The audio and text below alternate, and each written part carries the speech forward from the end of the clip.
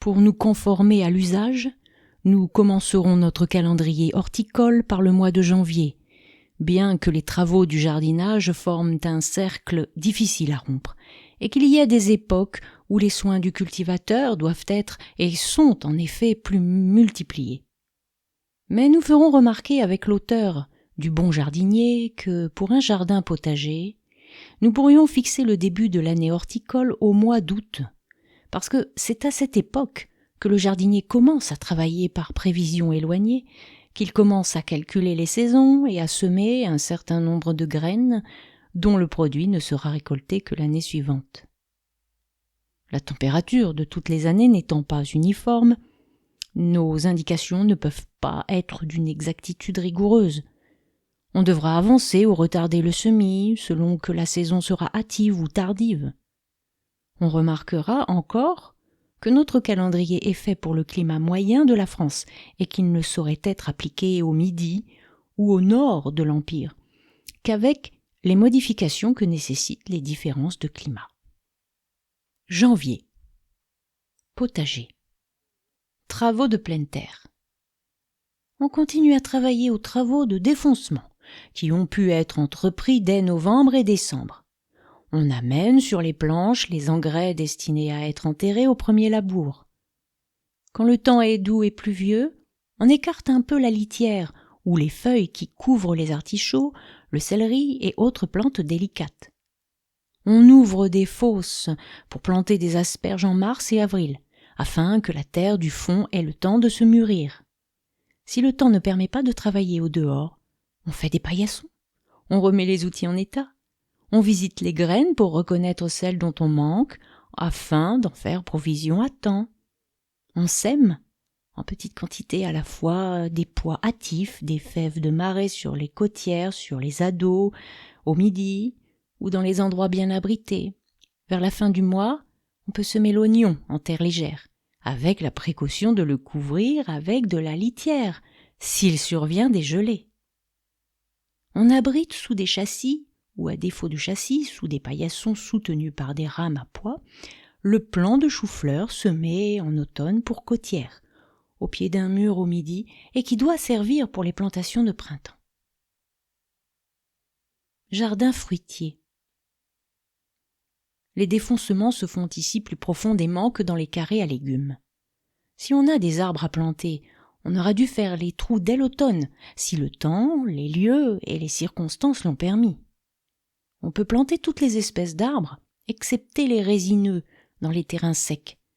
Mais dans ceux qui sont humides, froids et pourrissants, il vaut mieux ne planter qu'en mars et en avril. Quand il ne gèle pas, on commence à tailler les pommiers et les poiriers faibles, et ceux dont la vigueur est médiocre. Quant à ceux qui sont trop vigoureux, on attend jusqu'en mars et en avril. Dans le temps de pluie, on racle l'écorce des vieux arbres pour en ôter la mousse et les lichens ou les débarrasser de leur bois mort. Parterre. En général, il y a peu de travaux de pleine terre à faire dans un jardin d'agrément pendant le mois de janvier. Cependant, malgré le froid de la saison, on doit trouver dans un parterre des perce-neige, des violettes, des crocus, des saxifrages roses prêts à fleurir. Quand le temps est doux et pluvieux, on ôte la litière de dessus les plantes herbacées qui craignent autant la pourriture que le froid. On les recouvre si la gelée revient.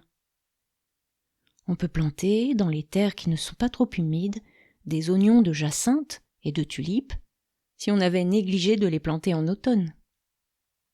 On fait provision de terre normale ou franche, de terre de bruyère, de sable et de toutes les substances animales ou végétales qui peuvent entrer dans les différents composts, dont on a soin de ne jamais manquer. Février. Potager.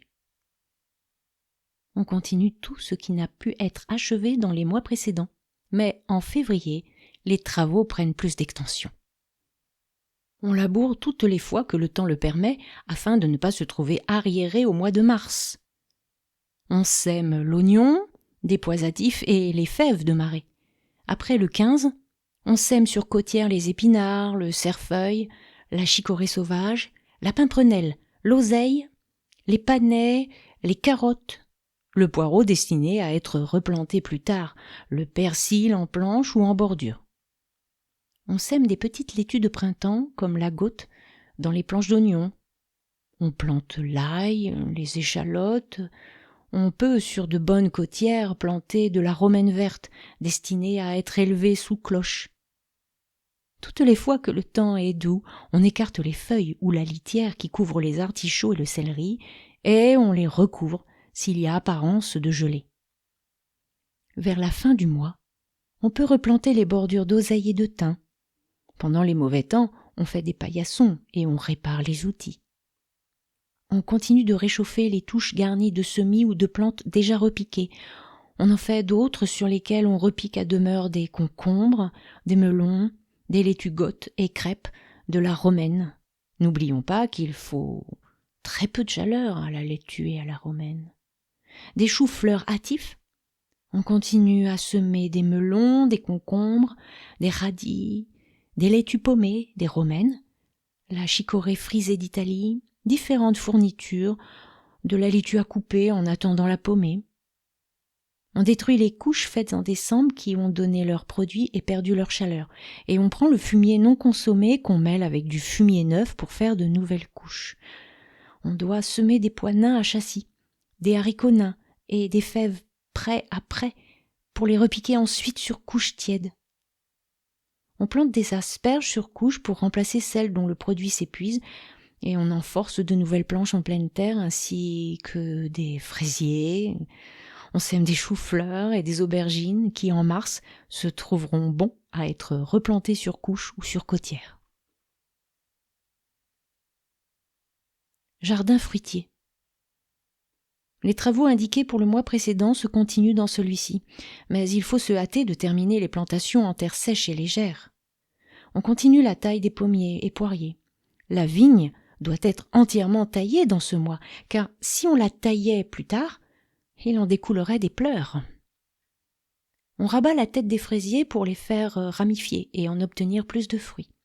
Si en décembre ou janvier on n'a pas coupé et fiché en terre, à l'exposition du Nord, sa provision de rameaux d'arbres fruitiers et autres pour faire des greffes en fente à la fin de mars, en avril et en mai, on aura soin, en taillant, de chercher parmi les rameaux supprimés les plus propres à la greffe, et on les fichera en terre, chacun au pied de son arbre, pour éviter les erreurs jusqu'à ce qu'on en dispose. Après le 15 du mois, partout où les arbres sont taillés, on entreprend le labour général, afin qu'il soit terminé quand les halles de mars arriveront. On peut encore, si on ne l'a pas fait plus tôt, couper les rameaux d'arbres et d'arbrisseaux qui reprennent de bouture. On les divise, espèce par espèce, en tronçons longs de 0,20 m à 0,30 m, munis de plusieurs yeux, et on en fait de petites bottes qu'on enterre par le gros bout, dans du sable frais ou de la terre légère, à l'abri des grandes gelées, du hâle et du soleil, jusqu'en mars et en avril, époque favorable à leur plantation. On peut semer des pépins de poirier et de pommier, ainsi que plusieurs graines d'arbres et d'arbrisseaux qui n'ont pas l'enveloppe osseuse, telles que les marronniers, châtaigniers, ébéniers, rosiers, etc. Parterre.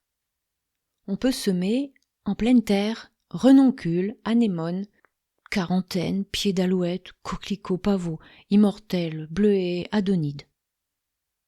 La pleine terre donne de plus qu'en janvier.